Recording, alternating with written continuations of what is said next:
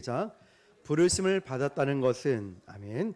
자, 부르심을 받았다는 것은 이라는 제목으로 로마서 강의 24번째 시간을 갖도록 하겠습니다. 지난 시간 말씀을 여러분 기억하시겠죠? 우리가 이 땅에서 예수님께서 사신 그 길을 따라서 또 그분 안에 머물러 산다는 것은 어쩌면 이런 것이라 했죠. 고생을 자처하는 것이다. 고생을 자처하는 것이다. 참 이 문장이 굉장히 와닿는 문장인 것 같아요. 우리는 고생을 어떻게 하면 안 하고 복을 받기를 원한다 고백을 하는데, 정말 주님의 십자가의 길을 따라간다는 것은 고생을 자처하는 길이다라는 거죠. 때로는 손실이 오고 때로는 나의 모든 영광이 무너지는 경험도 하고, 그 길을 따라가다 보면 어떤 때는 억울하고 어떤 때는 정말 누명을 쓰거나, 그리고 저주받는 모습을 우리는 각오하면서 나서는 그 길이라는 거죠. 오늘 말씀에서 사도 바울은요, 지금 그것을 말하고 있어요. 내가 그런 저주를 받는다 할지라도, 내가 평생 내 인생이 그런 인생을 산다 할지라도 내 동족이 구원을 받을 수만 있다면 나는 기꺼이 그것을 받아들이겠다라는 고백이었죠. 아무나 할 수 있는 그런 고백은 아닐 것입니다. 우리 평생에 우리의 삶의 패턴 역시도 영혼을 향한 그런 마음이 있어야 되지 않을까 생각해 봅니다. 오늘도 전도 참 뜨겁더라고요. 태풍이 온 다음이고 가을 여기 햇빛이 이렇게 뜨거운지 몰랐습니다. 그런데 참 우리가 전도를 계속 나가서 또 어떤 권사님이 이 손주를 다른 교회 말고 목사님 교회 보내주고 싶다라고 했는데 남산 중학교인 거예요. 근데 그 친구가 또 다른 친구를 전도해 와서 지난주 오지 않았습니까? 이런 거 볼 때 모든 고생과 어려움들이 보상을 받는 듯한, 그래서 전도를 하지만 하나님께서 어떤 교회에 영혼을 보내주시냐면 교회가 크다고 보내주는 것이 아니라 그 영혼을 책임질 수 있는 교회에 보내주신다는 것이죠. 우리가 그렇게 준비가 되어 있고 열심히 복음 전하고 열심히 기도하니까 하나님께서 이렇게 열매 있는 사역을 할 수 있도록 인도해 주시는구나. 우리가 아무것도 하지 않으면 아무것도 없겠죠. 그런데 날씨 환경과 상관없이 기도의 자리, 예배의 자리, 전도의 자리, 본질을 지키는 자리에 있으니까 하나님께서 이렇게 역사하시는구나 라는 생각이 듭니다. 사도 바울은 이처럼 그 한 영혼을 위해서 내 인생이 그렇게 마친다 할지라도 그 영혼이 구원받는다면, 동족이 구원받을 수 있다면 나는 고생을 자처하겠다, 이 고백을 합니다. 여러분, 그런 고백할 수 있겠습니까? 그 영혼을 위해서라면 내가 물질의 손해를 보고, 내가 때로는 잠을 못 자고 때로는 정말 억울한 말을 들을 수도 있겠죠. 열심히 헌신했는데 돌아오는 것은 어떤 안 좋은 얘기를 들었을 때 말이죠. 그럼에도 불구하고 그 영혼을 위해서 내가 기꺼이 헌신할 수 있을까 한번 생각해 보십시오. 오늘 5절의 말씀 보니까요, 조상들도 그들의 것이요 육신으로 하면 그리스도가 그들에게서 나셨으니 그는 만물 위에 계셔서 세세의 찬양을 받으실 하나님이시로다. 아멘. 예수 그리스도가 어디서 나셨습니까? 우리 짤막하게 예수라는 뜻, 우리 지지난 시간에 배웠죠. 예수라는 이름의 뜻이 뭐였죠? 우리를 죄에서 구원할 자라고 했죠. 그리스도는 뭐였죠? 기름 부으심을 받은 자. 그리고 그리스도는 선지자이고 제사장이고 왕이시고 그분의 다스림을 우리가 받는다, 통치를 받는다라고 우리 지난 시간 나누었습니다. 그런데 그 그리스도가 어디서 나셨냐면 이스라엘에서 나셨고 유대 지파로 나셨습니다. 6절 7절을 같이 읽어볼게요. 시작. 그러나 하나님의 말씀이 폐하여진 것 같지 않도다. 이스라엘에게서 난 그들이 다 이스라엘이 아니요 또한 아브라함의 씨가 다 그의 자녀가 아니라 오직 이삭으로부터 난 자라야 내 씨라 불리리라 하셨으니. 아멘. 성경을 보면 참 이상한 책이라고 지난주 말씀드렸죠. 뭐가 이상하냐면 이런 거였어요. 우리 집 애가 엄마가 한 얘기를 또 하고 또 하고 그러면 이 애들은 뭐라고 받아들인다고 했죠? 잔소리. 했던 얘기 또 하고 했던 얘기 또 하고, 잔소리를 좀 그만해 라고 애들이 막 대듭니다. 눈을 부릅뜨고. 이제는 뭐 이제 중학생 올라가고 하니까 뭐 눈에 뵈는 게 없는지 왜 그러십니까? 이러면서 막 아빠가 나한테 해준 게 뭐가 있습니까? 대들기 시작하는 거예요. 아직까지는 제가 힘이 센데 이제 어떻게 될지 모르겠어요. 근데 여러분, 왜 잔소리를 해? 라고 말하지만 진짜 중요한 게 뭐냐면 왜 했던 얘기를 또 하냐면, 첫 번째, 중요하니까 했던 얘기 또 해요. 두 번째는 말을 안 들으니까 한 얘기 또 하고 한 얘기를 또 한다는 거죠. 그래서 성경은 사실 하나님의 잔소리라고 했죠. 대표적인 책이 신명기라고 말씀드렸습니다. 신명기 책을 보면은 출애굽기 이야기가 또다시 반복해서 나옵니다. 그래서 이 신명기 할 때 신자는 귀신 신자가 아니라 재신, 다시 신, 그러니까 다시 똑같은 얘기를 리바이벌 한다는 뜻입니다. 하나님의 명령이 기록되어 있다라는 것이죠. 성경의 제일 중요한 스토리가 이삭의 이야기가 있습니다. 자, 그래서 이것을 계속 반복을 합니다. 그래서 우리 교회는 처음에 말씀을 배우고 처음 등록을 하면 모세 오경을 배웁니다. 오늘도 그 얘기를 지금 사도 바울이 반복을 하고 있는 거예요. 그래서 첫째 보면 아브라함은 하나님의 인도를 따라 어디를 들어가게 되냐면 약속의 땅 어디죠? 가나안 땅에 들어가게 됩니다. 그리고 아브라함에게 하나님은 약속을 합니다. 자, 너는 갈대아 우르, 너가 그 땅을 떠나서 약속한 그 땅으로 들어가라. 이 땅은 너의 나라가 될 것이고 이 땅을 통하여서 많은 후손들이 너의 백성이 될 것이다. 하나님은 언약을 해 주십니다. 그리고 너는 큰 나라를 이룰 것이고 모든 민족의 복의 근원이 된다라고 했죠. 복의 근원. 근원이라는 뜻이 뭐냐면 파이프라인을 말하는 거예요. 파이프라인 아시죠? 이게 근원이라는 거예요. 복의 통로가 된다는 것이죠. 근원이라는 말은 저수지가 아닙니다, 여러분. 고여 있는 저수지가 아니고 근원이라는 말은 창고가 아니라는 뜻이죠. 하나님은 아브라함에게 철석같이 약속을 했습니다. 그런데 1년이 지나고 2년이 지나고 5년이 지나도 아무런 변화가 일어나지 않고 10년이 지났는데도 아무 사인이 없는 거예요. 점점 아내인 사라도 늙고 아브라함도 늙어서 이제는 몸이 옛날 같지 않은 거예요. 아기를 가질 수 있는 환경적으로 상황적으로 도저히 가능성이 없는 몸이 된 거예요. 이제 생산할 수 없고 기력이 점점 없어지니까 어떤 생각이 들까요? 아브라함의 입장에서도 야, 이러다가 우리 집안의 대가 다 끊어지겠는데? 아니, 대가 끊어지는 건 둘째치고 하나님이 약속한 그게 거짓말쟁이처럼 돼버리겠네? 이런 생각이 들어요. 하나님을 좀 도와드려야 되겠다. 말도 안 되는 소리죠. 내가 하나님을 좀 도와드려야 되겠다라고 하면서 아내인 사라를 불러서 이렇게 얘기합니다. 여보, 이러다가 우리 집안에 대가 끊어지는 게 문제가 아니라 하나님이 약속하신 그게 이루어지지 않을 것 같아. 하나님 체면이 뭐가 될 거야? 우리가 힘을 좀 써서 하나님을 좀 도와줍시다 라고 이야기를 하는 거죠. 그래서 찾아낸 방법이 뭐였습니까? 몸종이었던 하갈을 아브라함과 동침을 하게 만들어서 거기서 아들을 생산하게 됩니다. 목적은 한 가지였어요. 생산을 위해서. 아브라함이 못 들은 척하고 그 하갈에게 들어가서 이제 잠자리를 하면서 생명을 만들어냅니다. 힘을 써서.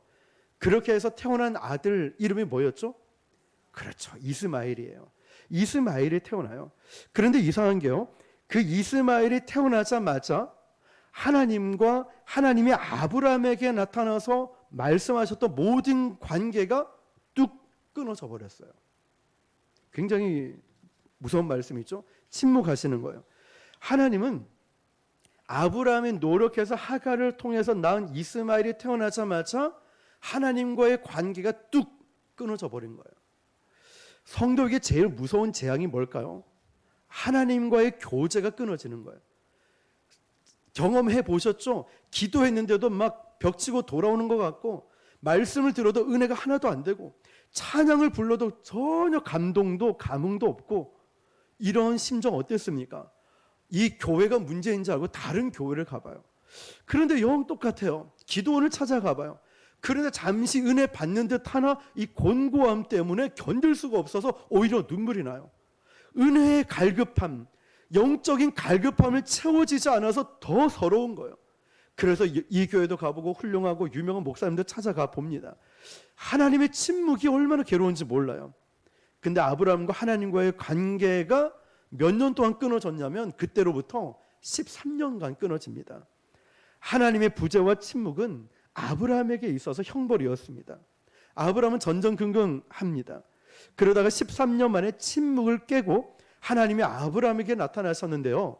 그 첫 마디가 뭔지 아십니까? 13년 만에 침묵을 깨고 나타나셔서 하는 첫 마디가 이거예요. 나는 전능한 하나님이다. 나는 전능한 하나님이다. 무슨 말일까요? 혹시 아브라함이 13년 동안 강산이 바뀌었는데 너 깜빡한 거 아니야?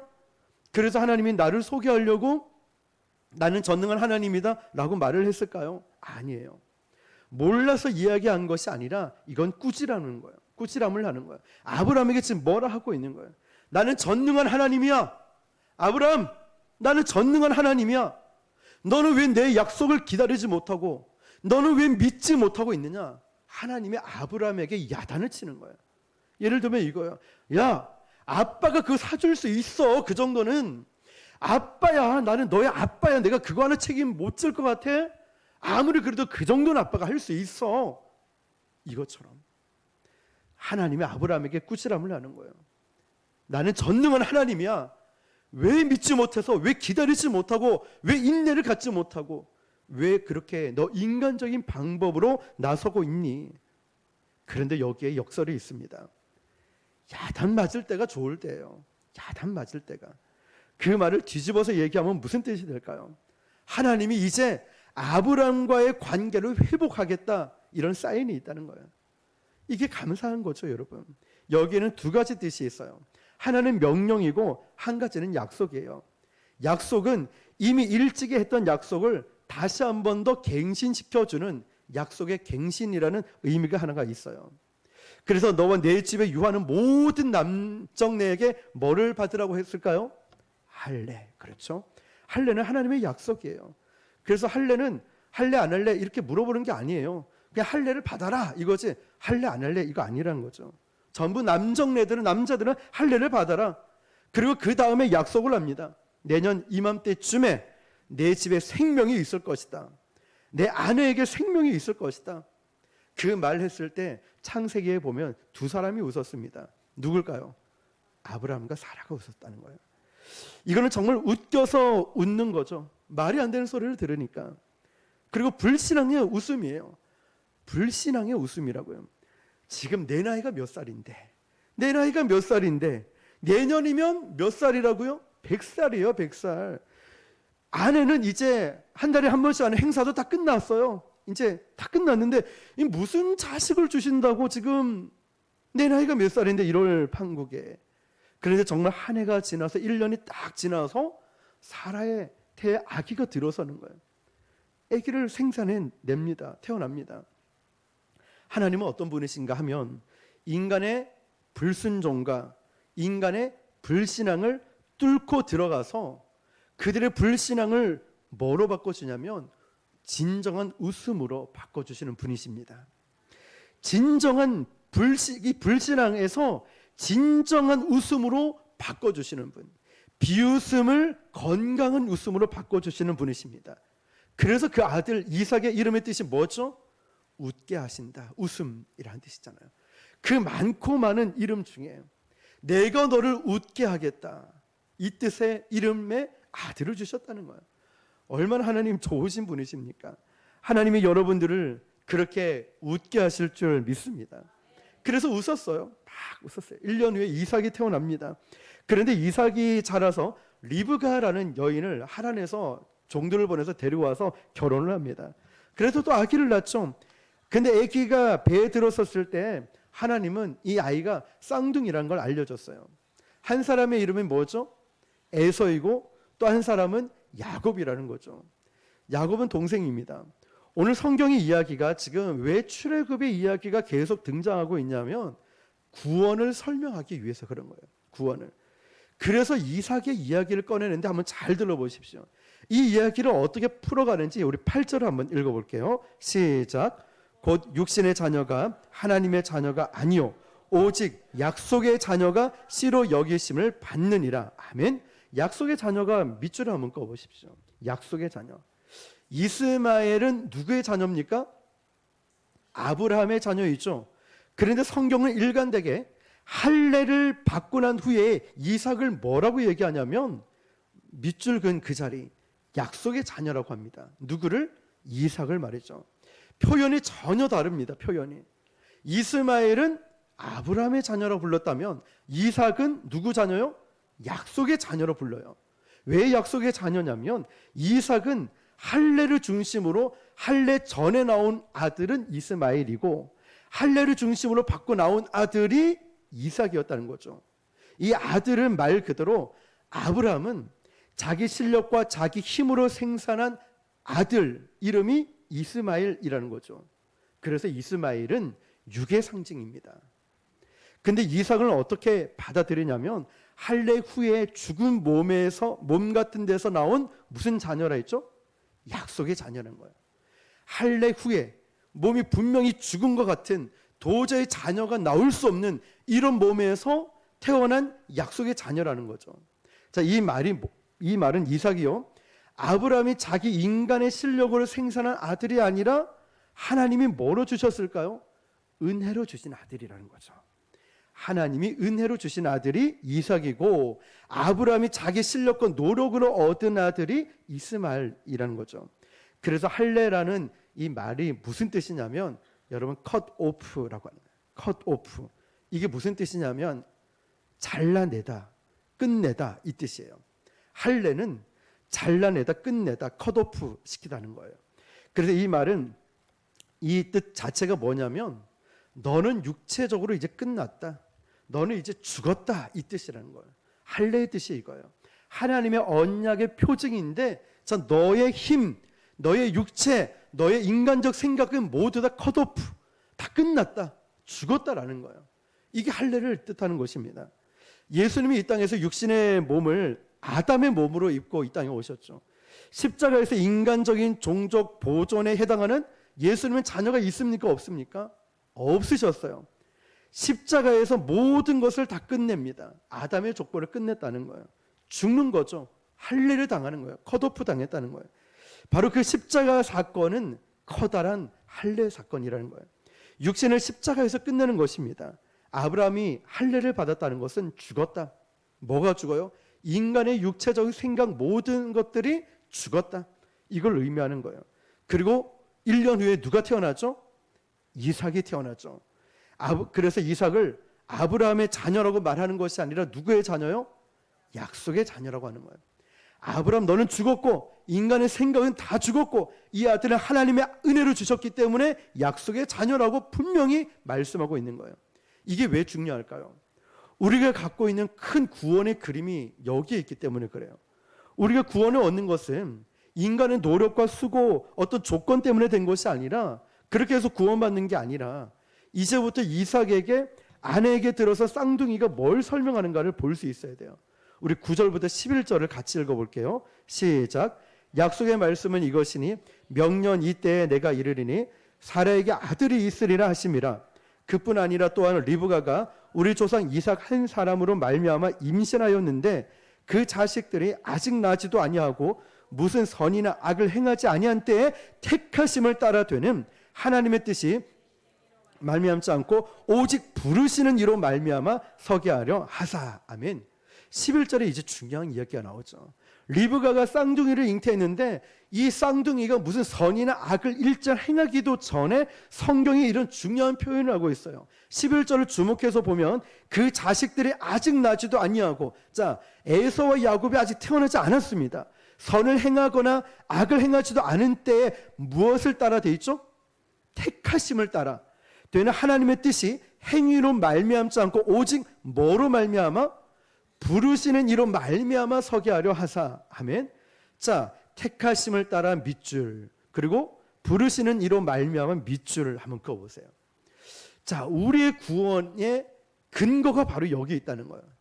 택하심과 부르심, 이 두 단어. 그런데 우리는 뭐라고 이야기를 하냐면 저 사람은 구원 안 했습니까? 그걸 성경이 조금 모호한 표현을 쓰기도 하지만 13절 한번 읽어볼게요. 시작. 기록된 바 내가 야곱은 사랑하고 에서는 미워하였다 하심과 같으니라.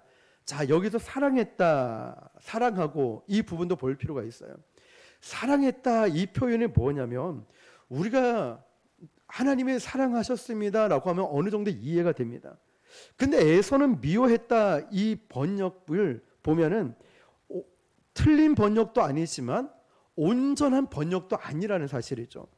자, 여기서 사랑했다, 사랑하고가 있고 미워하였다라고 있는데, 미워했다는 이 영어 성경에 보면 hate, hate라고 돼 있어요. hate라고 돼 있어요. 이 단어가 자, 우리 말로 이 히브리어로 보면 사내라고 돼 있어요. 사내. 사내가 어디에 또 쓰였냐면 말라기에 쓰여져 있어요. 말라기예요. 사도 바울이 말라기에 정확하게 사내라는 표현을 쓰는데요. 사내라는 이 말이 성경 속에 뭘 뜻하냐면 감정을 표현하는 게 아니에요. 잘 보세요. 이게 지금 나는 제가 싫어라고 하는 표현이 아니라고요. 미워해 이 뜻이 아니라 사내라는 표현은 우선순위에 해당하는 표현이었다는 거예요. 그러면 지금 에서는 미워했다라는 게 감정적으로 나는 미워했다 이 뜻이 아니라 성경을 공부하고 파고 들어가 보면은 우선순위를 이야기하고 있는 거예요. 자, 하나님이 야곱은 사랑했고 또 다른 말로 야곱은 택했고 에서는 택함을 받지 못했다. 여기서 미워했다라는 표현을 이렇게 번역을 하고 있는 거예요. 야곱은 택했고 우선순위로 야곱을 선택했고 에서는 우선순위로 선택하지 않았다. 그러니까 감정적으로 미워했다는 얘기가 아니라 택하심을 받지 못했다. 부르심을 받지 못했다고 해석이 되는 거예요. 여기 굉장히 중요한 의미가 있어요. 택하심을 받지 못했다. 부르심을 받지 못했다. 누가요? 에서가. 자, 에서가 택하심과 부르심을 받지 못했다. 이 부분을 예를 들어서 설명을 해드릴게요. 우리가 가끔 TV를 보다 보면 다큐멘터리나 인생극장은 요즘 안 하지만 그런 형식의 프로를 보다 보면은 이제 인력시장 이런 데 있죠. 노가다 하는 그런데 장면들을 소개해 줄 때가 있어요. 그래도 오래전에 한 영상을 봤는데 참 기억에 남는 영상이 뭐냐면 아는 분이 저도 그 노가다를 해봤지만 그렇게 아침 새벽 일찍 가서 일하시는 분들이 저희 교회도 이전에 있었습니다. 그런데 이런 새벽 시장에 그렇게 열리는데 일용직 근로하시는 분들이 거기에 프로에 나오신 거예요.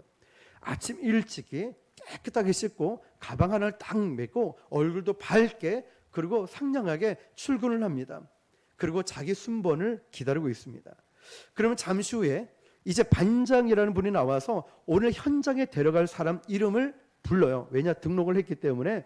자, 누구 아저씨 나오세요? 부릅니다. 그때 카메라가 그 이름 부르기 직전에 카메라를 가지고 그 사람들을 진짜 다 비춥니다. 다 비추면서 어떤 표정을 갖고 있는지를 다 보고 있는 거예요. 자기 이름을 부르기 직전에 일하고 있는 사람들의 눈빛, 표정을 클로즈업해서 얼굴 표정, 눈빛을 다 촬영을 잡아줍니다.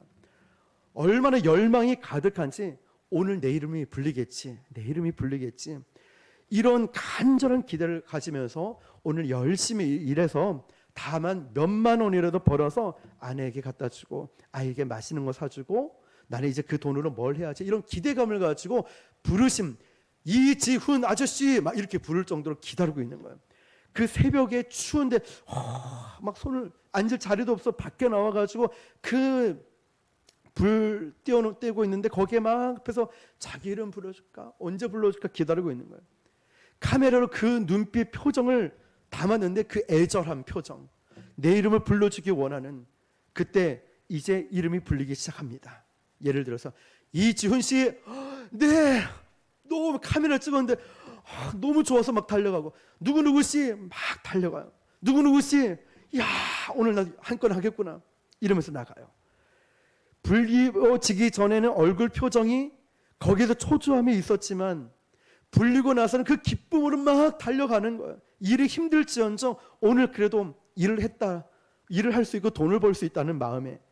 그런데 이 카메라가 거의 이제 아침 이름 불려지기 끝날 때쯤에 다시 앉아서 초조하게 기다리는 사람들을 다 또 비췄어요.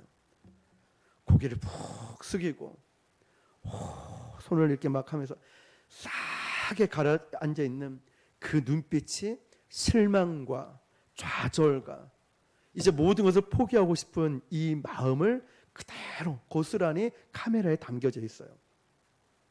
우리 인생이 피조물들끼리 살아가는 이 삶의 환경 속에서도 말이죠.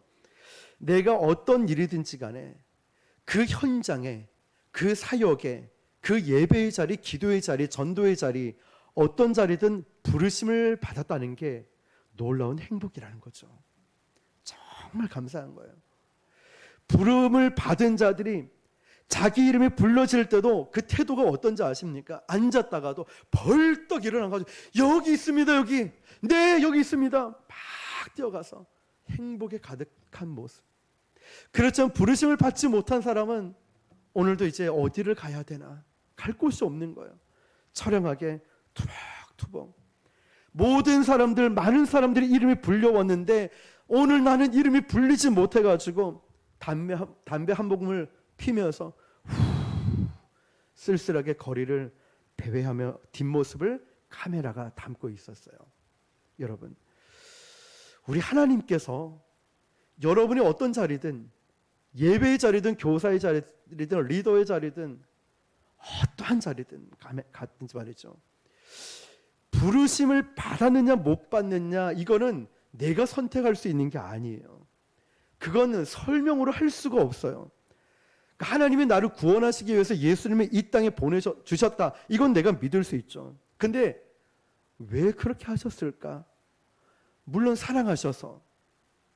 그런데 참 하나님의 사랑은 이해가 되지 않아요. 왜 나 같은 거를, 아무것도 아닌 나를 구원하시려고? 왜 나같이 아무것도 아닌 자를 택하시고 나를 부르셔서 네, 저 여기 있습니다. 막 뛰어가는데 부르심을 받지 못한 사람은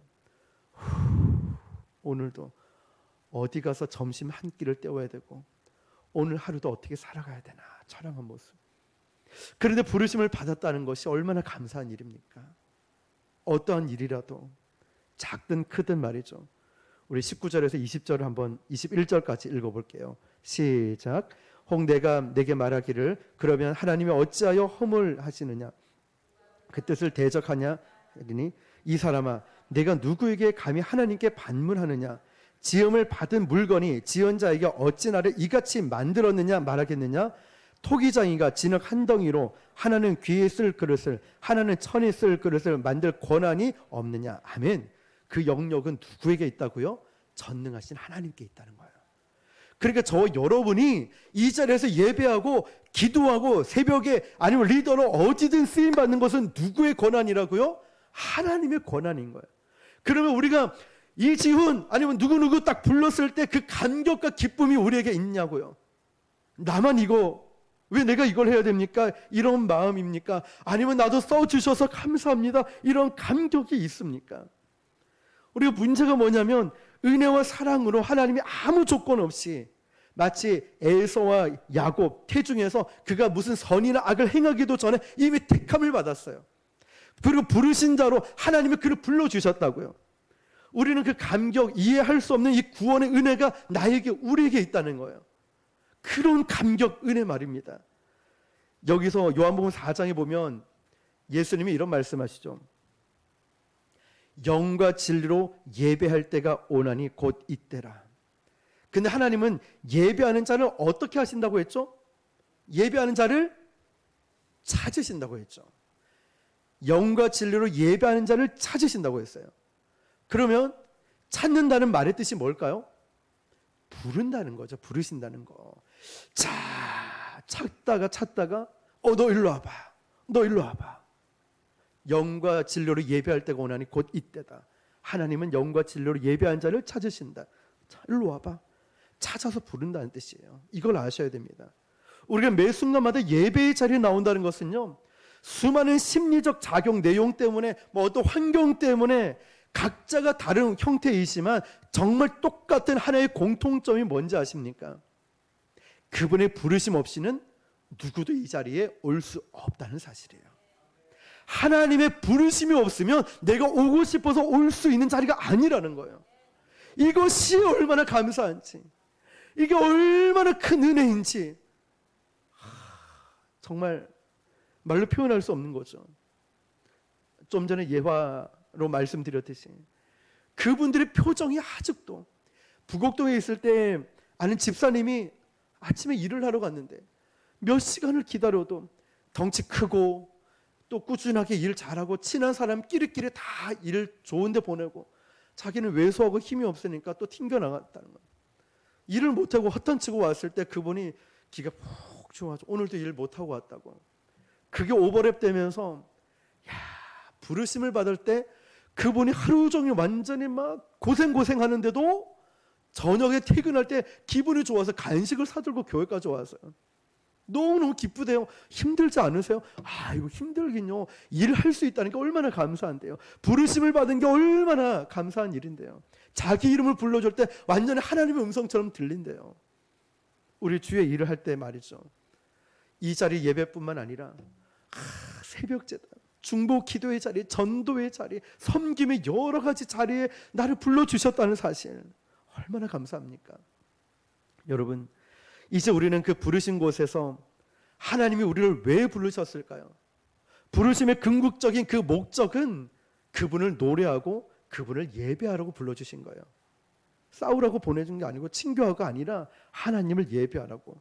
이제는 우리가 내 삶이 예배의 자리가 되고 예배의 자리가 내 삶이 되어야 되는 줄 믿습니다. 이런 예배가 확대되는 거예요. 우리 삶의 예배. 오늘도 그 하나님은 저와 여러분을 택하시고 저와 여러분을 불러주셨어요. 그 부르심에 입은 자의 그 행복 여러분 기억하시면서 이제 일상에서도 예배의 자리, 내일 새벽 제단에서도 예배 기도의 자리, 우리가 어떤 일을 감당하더라도 하나님 저를 불러주셔서 감사합니다. 이런 부르심의 감격을 누릴 수 있길 바랍니다. 구원은 내 힘으로 되는 것이 아니라 예배의 자리도 내 힘으로 오른 것이 아니라 하나님의 전적인 은혜라는 걸 기억하시면서 감사와 감동과 감격이 넘쳐나는 저와 여러분 되시기를 주님의 이름으로 축원합니다. 기도하겠습니다. 오늘 주신 말씀을 붙들고 하나님 정말 저같이 비천한 자를 아무것도 아닌 자를 불러주셔서 감사합니다. 그 감사와 감격 나를 불러주시지 않았을 때 그 사람들은 너무나 고통스럽고 외로웠습니다. 그리고 뭘 해야 될지 몰라고 처량한 몸으로 오늘도 쓸쓸히 떠나는 뒷모습을 그 카메라가 담았었죠. 거리를 배회하고 방황하고 하루를 보냈습니다. 혹시 우리도 하나님이 나를 불러주시지 않았기 때문에 택해 주셨지 않았기 때문에 내가 배회하고 있는 건 아닙니까? 아니면 내가 택하심을 받았는데 그 감사를 혹시 모르고 있는 건 아닙니까? 택하심과 부르심을 오늘 기억했으면 좋겠습니다. 그리고 하나님, 제가 사도 바울처럼 내가 곤란을 당하고 저주를 당하고 고통당한 걸 자처하며 이 모든 일들을 감당하고 감사하겠습니다. 오늘 주신 말씀을 붙들고 주여 한번 부르고 기도하겠습니다.